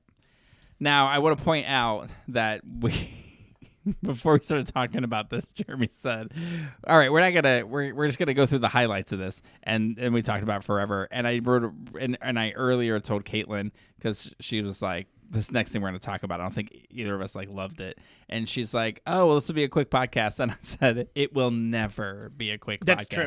But we're gonna see if we can get through this one in the next 15 minutes. Okay. Listen. This one's your fault. You're gonna love this. So this was a recommendation. Oh, by I'm sorry. one of our fans. I've insulted one of our fans. The fan was our sales director, Danny Garcia. Oh, recommended this to us. And I was like, so when I messaged you and I was like, hey, we had a fan of our podcast recommend this. Danny recommended it. And he will never recommend another thing for us to watch. So this is, it's a 2024 Canadian horror comedy film called Slay. okay. Now the words that you just strung together, you did not string together when you told me about it. No. I didn't string those words together. Wikipedia. Well, strung because those if you words had said together. to me Canadian horror film, I might have thought maybe this isn't exactly what we're going to say, because I would have thought produced by Out TV, but it's not. No, it's produced by... Tubi. Yes, it's a Tubi original. It's a Tubi original. It's distributed by Tubi. Yeah. Oh, okay. It's a Blue Ice Pictures. I have no idea what studio that is. Which You know what's interesting to me? I don't know if you looked this up, but do you know who Jem Gerard is? I did. I looked up her filmography, and she's directed one episode of like 400 TV shows. Oh, really? It said here that she is, because you said that this wasn't like, for you didn't think it was like campy horror movie, that it was more like B-roll or B sci-fi. Yeah, I thought it was going to be like this campy, fun movie, and it felt like one of those sci-fi movies they play on 3:00 in the morning. Well, she's nominated for Emmys for writing and show creating for sci-fi. So that it adds up. Shocking. It adds up. Does it say what she was Emmy nominated for? It did, but I didn't write it down. Oh, okay. I didn't recognize the words. You know, it would be like trying to describe to you where all the people from Harry Potter are from. It's just all made up crap. Like Claggett Cove. That's what it is. That's where everything is going to be from now on.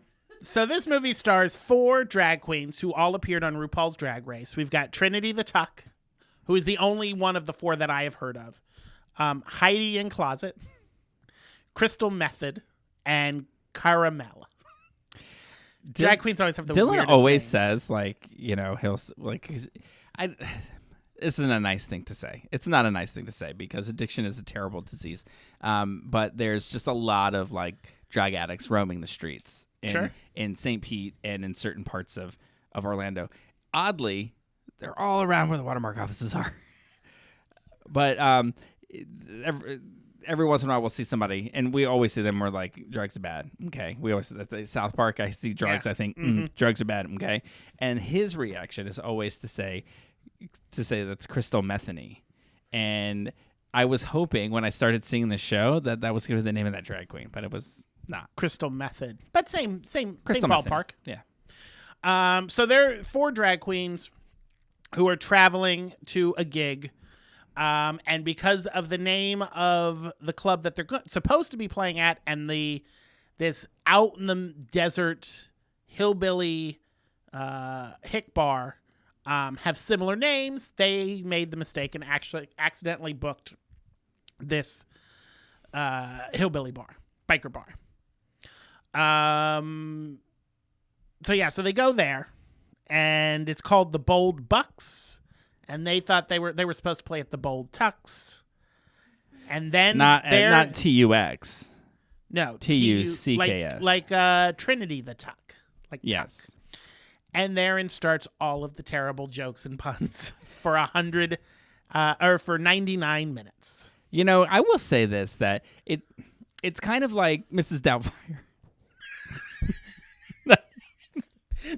No, it's not. No, like when they wrote the musical Mrs. Doubtfire, they're like, hey, we need to get the point across that this guy is an impressionist. So we're going to have him do like 30 impressions in the first 10 minutes, right? Yeah. And then you're kind of like, I'm impressioned out. That's enough.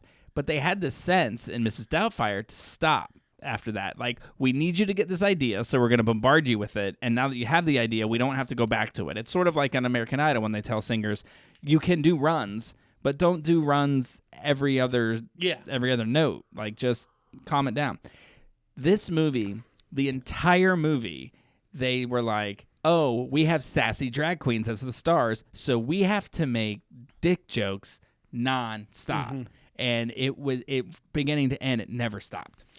And joke is a very loose term because they're not like good jokes. Most of the dick jokes in here, and my problem with this, and I wrote some of them down. It's a fun, I'm going to use air quotes, it's a fun movie, but if you're going to do a campy movie where drag queens fight vampires, I need you to go full camp. This held back, and I think that was its problem. I wrote this down because it was the first one, and then I stopped writing them down because there were so many. But it kind of made me laugh. So it starts off and they're in the camper. Yeah. And Caramel is, I forget the character she plays. Caramel plays Olive Wood. All right, Olive. So Olive wants to have more say. What are you reading? Your face is like, are you listening to me? Don't listen to me with that face. She looked like she just smelled 1,000 pounds of dog crap. She's like, he's talking about Caitlin, for those who are listening. Oh, yeah. Caitlin has a very intense look like she's reading a Twilight book.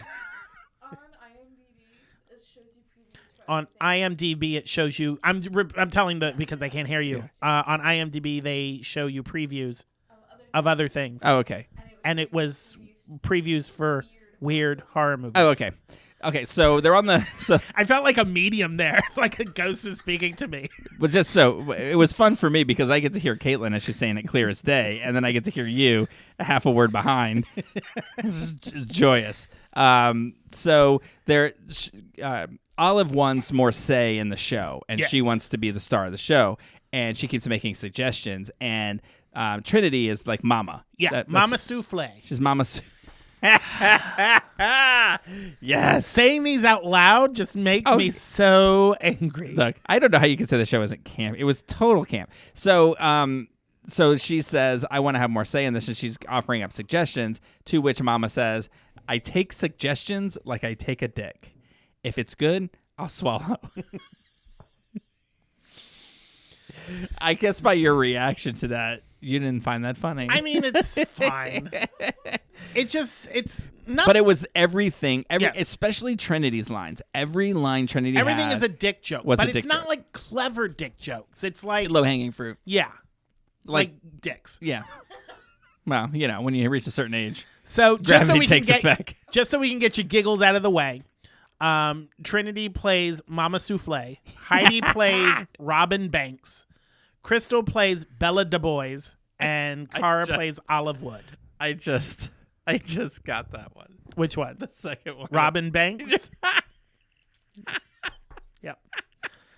I don't Bella Du Bois. I don't know that one. I'm gonna say Belle Bella Belle Du Bois. Belle of the boys. Like I'm the girl that all the boys want. All right, Like Belle of the ball. that one's stupid. Olive Wood. That one's That's pretty good. That one's good. Anyway, so they stop at this biker bar. They go in, and there's all these bikers who are like, what are these freaks doing here? And the bartender, you find out later, is actually loves drag and always wanted to be a drag queen. And that while it may have been an accidental booking on the drag queen side, that this was not an accidental booking on the bar side. He wanted the drag queens there. So he lies in the beginning and says it was somebody else that booked them when it was probably him. Because he says it was Ooh, the maybe other it was owner, him the in lady. drag. Was that his drag name the whole time? The whole time? See, I brought it back to Mrs. Doubtfire. So there are apparently only two other queer people in this little town, and they are at the bar, ready for this drag show. One is a gay guy, and one is a little lesbian. Do they ever actually say that that's what they are? That they're gay and lesbian? Like, did the Well, the gay the man gay kisses man- the drag queen, so Right, I'm assuming but- he's gay. But I mean, he may be like But did he like her when she wasn't in drag? I don't know. And I don't want to feed into stereotypes, even though that's all this movie did. But he was a little too lispy not to be a gay. Yeah. Okay. Yeah. I'll give you that. Yeah. And she was a little too Oh no, she lesbian straight to up not be a called her. lesbian. Yeah, she called herself a lesbian Oh, twice okay. in the movie. Yeah, she straight I up just called herself assumed a when she lesbian. got out of the Subaru. No, I said there was a Subaru joke in there. Yes. What did Trinity said something like, like that was I like that like lesbians like Subarus or something. Something like that, yeah. Like I said, the jokes, even the ones that are like, oh, you make you chuckle, everything is low-hanging fruit in this movie. It wasn't sophisticated. Not at all. But sometimes that's okay. Like, you watch this trailer and right? You Like, know it's going to be it's trash. just going to be Yeah. it's going to be they're not trying to win a Pulitzer. They're just like, "Hey, let's do this show with these drag queens that people love and it'll be totally campy and silly and all of that." And it was exactly that. Yeah. I felt like they could have gone more for it. But so the queens get up and they perform WAP. And Which kind of cracked me up. here's my problem with that is if you watch it, they're not linked up with the music. Now, I get if you're doing drag live and you might forget a line or something, so you do that thing. I'm not going to name drag queens, the drag queens locally, but some of them do that, where they just move their mouth, and you're like, oh, who cares what the words are? I'll just move my mouth along with them. It's a movie. Reshoot that scene. Some of them were not in sync. Listen, they wanted to be authentic. I don't need authenticity in my drag queen fight vampire movies. I think there's a theme that runs through this, and it is we don't have the budget to do that. So I think that they didn't have the budget to reshoot. That's what I'm going to go with. Well, then you should have got better drag queens. There, I said They it. didn't have the budget. Because first of all, no disrespect to Caramel, but she's not even a real RuPaul's Drag Race queen. She's from RuPaul Drag Race UK. Okay.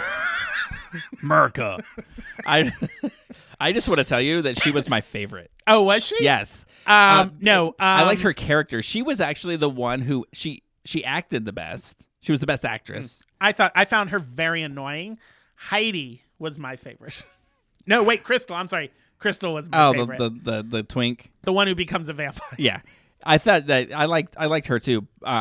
But definitely of like the three leading drag queens, I looked at that like an ancillary character.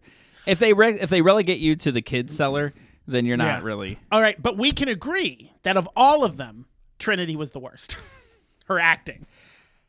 I will say this. I think it's important that we not trash people necessarily. So I just want to say that Trinity has very many skills. But starring in this film was not necessarily towards the top of that list. Acting is not her skill. You know what? When I was with C. Robert, I was a theater major, and I was talking to C. Robert. He asked me a question that I didn't expect, and I should have known this from all of our time hanging out together. He said, "What was your biggest takeaway from your time at Mars Hill?" And I didn't really have an answer right off the bat, but I said, "You know what I took away? I'm not an actor." Yeah. So I think if you were to ask, hey, what's your biggest takeaway from being in this movie? Now, I will say I do, as far as drag goes, this is totally my style. This is the kind of drag that I enjoy. I enjoy, like, campy, funny, I'm not into, like female impersonation so much as I am as, like, camp drag. I'm all about it. That's why I love Miss Comedy Queen and all that kind of stuff. So this kind of fit for me. So I didn't expect by watching the trailer that there were going to be any awards handed out for and this. I'm not saying that this was supposed to be this great movie. This movie was not campy enough for me. That's my biggest problem with it. Also, and I know we don't say mean things, she's obviously had a lot of work done. How does Trinity look like an old man out of drag? You've had work done, girl. Have them make you look younger. I will say you look like an old man. I think I will say that in drag, they were all stunning. I thought, like, All right. And as Trinity looked like a Marilyn Monroe beauty. Like, I remember at one point, like, her What, do you know if she's listening or not? No, why do you think I'm kissing Every up? time I say something bad about Trinity, Trinity is a lovely woman. She's she looks like Marilyn Monroe. I'd fuck her. I know I'm gay, but I would fuck her. She's beautiful, and like she just fought a vampire, and not one hair was messed up on her head. So they obviously stopped the tape to fix that. But it was I just thought that I don't know. I thought she was good. I'm just not. We have to be good cop, bad cop. We can't both be like, why do you look like an old man? Trinity to you is like George from The Last Thing to me. It's like, Oh yeah. But when Trinity and I get if you want to married, sleep with her, just let her know. Trinity were lovely. I think she was beautiful, but also all of them were. I felt like they all did fantastic work, and all 3 of the drag queens were better looking than Trinity. It's fine. Trinity doesn't care. You know, if you watch shows like Real Housewives. Now I'm gonna talk trash about the Real Housewives. And you see like, oh, that person's had a lot of work. Yeah. When you see somebody who's had a lot of work, it is obvious. And I find that to be like, it's gradual, right? So if you're having all that work done, you don't see like, oh, in 3 years I'm going to look like this. Yeah. It's just gradual. So you don't see like a drug. Yeah, but you don't see the change. You don't see how you go from looking like I don't want to say normal human being, but I'm going to then looking like somebody who's had a lot of work. It's a gradual move, so you don't see the stark difference. Yeah, and that's what I'll say about that. There's a lot of work done there. Yes. But when you put makeup on, it's beautiful. Tight. Beautiful. Anyway, so just to set the scene, because we're at 1:30 what are they now. called, fans of Trinity? Are they called Tuckers? I don't know. I'm sure we'll get plenty of emails that say. Is she Mother Tucker?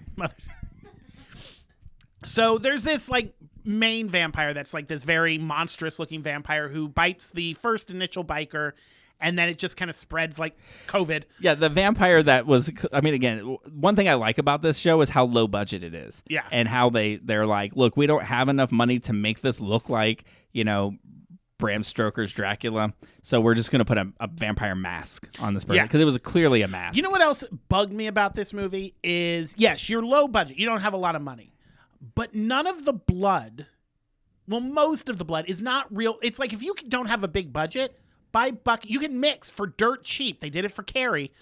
You can mix buckets of cheap blood. They did CGI blood, and it is the awesome, fakest looking, stupidest. It looks like a sci-fi movie at 3 p.m. I love it. Okay, so when there's a point where guns come out and they're shooting the guy, and remember they were shooting the guy in the vest, and you just saw CGI splashes of blood, but then it wasn't on the jacket. No. So they just used their whole budget on CGI. I thought ridiculous. I actually kind of loved it because it was that added to we understand that this is supposed to be silly. Yeah, no. I need you to work on your jokes and not your terrible CGI. Use practical blood. That's my first I note. did make this note that the vampires, like, this is what made somebody a vampire. Fangs. That was it. Yeah. And red eyes and fangs. Outside of that, there was no distinguishing. But then at some points it was weird because I felt like they were like zombie-like vampires. Like they were stupid, but then they were smart.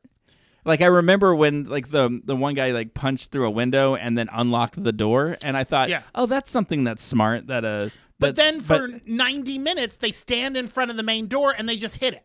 Right. Slapping it. Like, and yeah, there are points in there. It's like, are you vampires or are you zombies? And were they slow or were they fast? I don't think they could figure it out. Are they smart or are they dumb? Because they could talk, but then they would like do smart things, but then do dumb things. But part of the shtick of the whole show is that they're trying to decide, the living people are trying to decide what type of vampires they are. Are they like, what do they call it? The foot fetish one? The what? The foot fetish vampire movie. That's what the one lady called it. It's the one with George Clooney. Oh, From Dusk Till Dawn. Yeah, From Dusk Till Dawn. They were like, are they like that? Or are they Twilight vampires? Or are they this kind of vampire? So it was just kind of funny that while they're trying to figure it out, the vampires don't even know what kind of vampires they're supposed to be. Yeah. So, I mean, that kind of covers the whole movie. Is the entire movie is they're locked in the bar. The vampires want in the bar. Every once in a while, they get into the bar because one of them decides to do something smart. But other than that, they just bang on the doors and the open windows. You're standing there, climb through the open window. You're standing there 2 feet away from an open window. You'd think that was true because they mentioned that, but they still just go in. No, they go in because there's a neon sign outside that says everybody's welcome or come on in. And so they're all invited to go in. But The other funny thing about it, I don't think we're going to talk about the plot at all, right? So No. we're just talking about what we think. I just said the plot. Oh. They're on the inside, the vampires are on the outside, the vampires want in. That's the So whole plot. so they're like there's like holes, or like windows broken, and there's a hole in the basement that they can go through, and they're like, we have to board these up. And there's legit a scene where they just take boards and they just put them in the window, and they don't hammer them in or anything, and that's supposed to get them out. And then there's a scene where like the guy that booked the drag queens there is hammering one in, but there's no nails or anything. He's just hitting it with a hammer. So that just made me laugh. But there's a scene. Okay, so they all decide, or no, wait, the one guy decides, the guy that hates the gay people. He's like, we're gonna go out there and we're just gonna kill him. Give me that gun. Bust open that door. Let's go. And so that all this whole group of his friends go out to the front to kill the vampires that are just loitering, and they don't have the money to show you. Like, they don't have the money to get the great effects to make a whole thing. So the whole scene is just the drag queens and a couple of the other people. You just look at their reactions to what's happening, and then like every once in a while, like blood will squirt onto one of them, and then they'll kind of describe what's going on. And I thought that was a really cute way to do it. And then like some guy like looking like Kid Rock, and he comes into the pane and the screen, and he's holding his neck and blood's just squirting out of it. And then they're like, oh, that one just got decapitated. And then this like head comes floating past them all in slow motion. And they even make a joke about like it's in slow motion because they weren't. Anyway, it was clever. It was like, I wouldn't say clever is the word. It was cute. It was charming. On No Sleep, I enjoyed it. Everything that I saw in this movie, I have seen done better in many other different vampire movies, even terrible, campy, cheesy movies. How is this not funny to you? So they're trying to find things to kill these vampires with, and they don't have things. They had a hard time coming to terms to the fact that they were vampires, and then they decide we're going to kill them. And so they find a loaf of garlic bread. And so the one drag queen is like, she's like, that's her weapon, is garlic bread. And then she sticks the loaf into a vampire's mouth, and the vampire starts to melt away. And then she forgot that there was garlic on the bread, and she's like, oh my God, I think they're celiac. And then the guy's like, no, it's the garlic. She thought the bread was killing it. I See, got it. you get it? I got it. Yeah, I got it. I thought that was so funny. You didn't think it was funny when she stabbed that? So the lesbian was like, her weapon of choice was a fork. And she got into a fight with a vampire, and she stuck the fork in the eye of the vampire, and he screamed, and then she went to pull it out to stab him again, and she pulled it out, and the whole eye came out. And then she's like, Yeah. "Bleh." I thought that was funny too. And then he turned to dust. Oh, by the way, these vampires, very Buffy-like, turns to glittery dust. They never specify. And then They never specify any details in this movie. Things just happen, and then we're supposed to accept it because it's a low-budget, campy drag movie. There's this one drag king, right? It's Olive. Every time she stabs one of them and they turn to dust, she's like, ah, ah, ah, ah. She's like, I got vampire in my mouth. I don't know. I thought it was cute. I thought it was funny. Yes. Sure, check it out. Just keep in mind, Rick had like 2 hours of sleep trying to watch this. So here's the only other two things that I found funny. When the one drag queen dies. She gets bitten and she dies. And I guess the thing is, stabbed.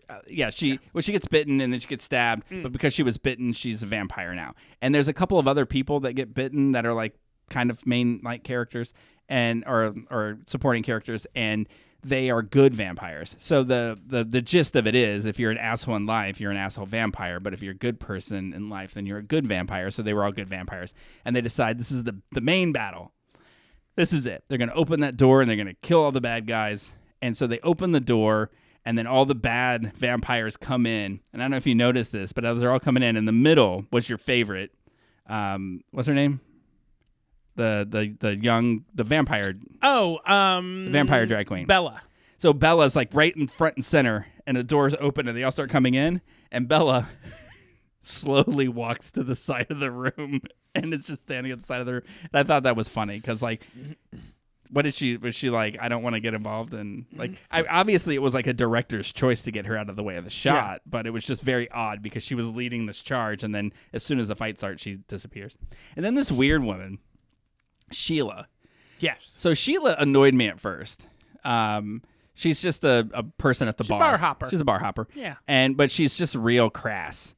And during most of the fight scenes, Most of my notes call her chicken wing lady because she came there that night looking for chicken wings, but the kitchen was closed.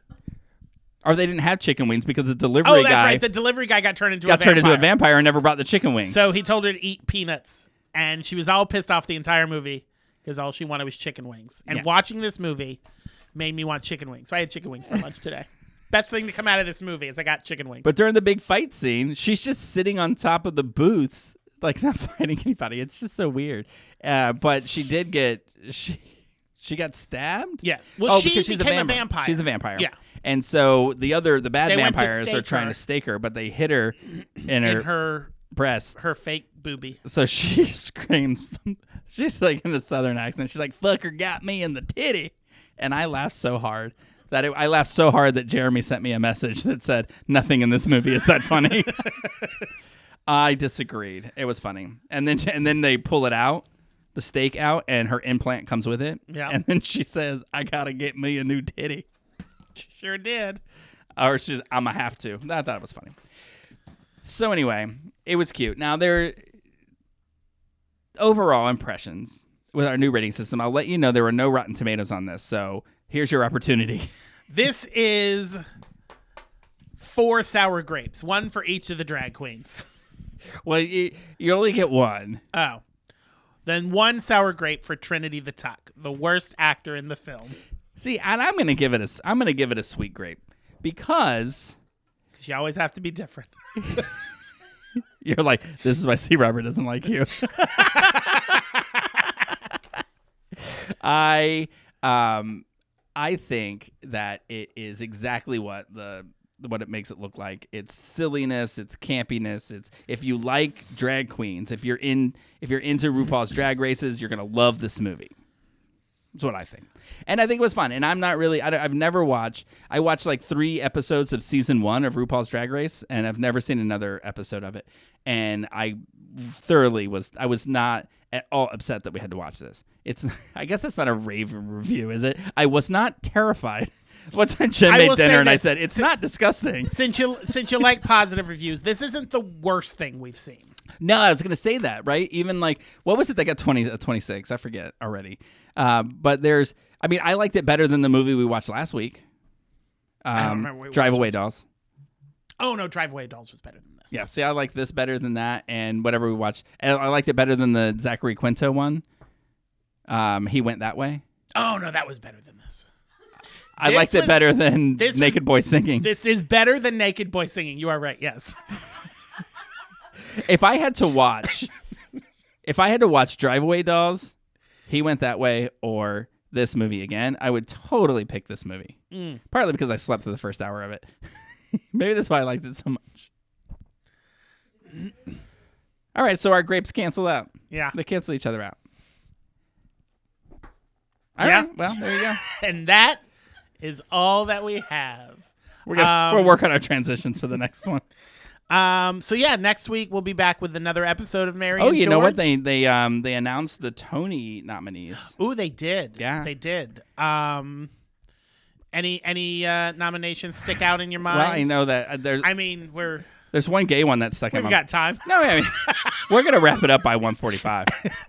We're gonna wrap it up by 1:44 and a half, so that we can throw the intro in and be at 1:45. Gotcha. Yeah. But no, it was good. Jonathan Groff is nominated Yes. for Merrily We Roll Along, as all three of the Harry Potter. Daniel Radcliffe got nominated. I was and- focusing on the and gay the people lady. and not the horse fuckers. First of all, it's a joke. It was a there it was a is- role in a show. there is no evidence that he is not gay yet. Really? I don't know. Maybe. He There's looks pretty got to gay. be evidence one way or the other. We He's just don't know pretty about it. gay. I know he's listening. I love him. Danny, give us a shout. I love Harry Potter. Give us a call. Let us know. I think he's wonderful. I think he's fantastic. And if you're gay, he's so diverse and talented. And if you're gay and you like fat guys, give me a call. I want to know what his vice is, right? Does he have one? Because you think, like, he grew up completely, never stopped working, and grew up all in front of all of us, and he seems to have turned out impeccable. Oh my So God, how he's did the it British Jodie Foster. So how did it happen? Like, I'm just curious. I think that somebody should interview him like that about that and seeing the horrible things that happen to people on set and how it ruins their lives. But how did he? I mean, I don't have escape that? proof of this, but probably good parents. Because I find that most, like, the child actors who turned down a very dark road usually had pretty shitty parents. Yeah. It's unfortunate. But yeah, Alicia Keys, her Yes. musical, got 13 nominations. I do want to see that. But we'll talk about we'll watch the Tonys and we'll talk about it. It's in June, so Yeah, June 16th. yeah. If And then, it's June. Nothing goes on in June. I mean, if you decide to watch, Did I just say June 16th? Is that when they are? maybe sounds about right. Oh, no, that's 12. Oh, I was like, okay, 2016. That's why I was like, oh shit, I gotta go get my tattoo fixed.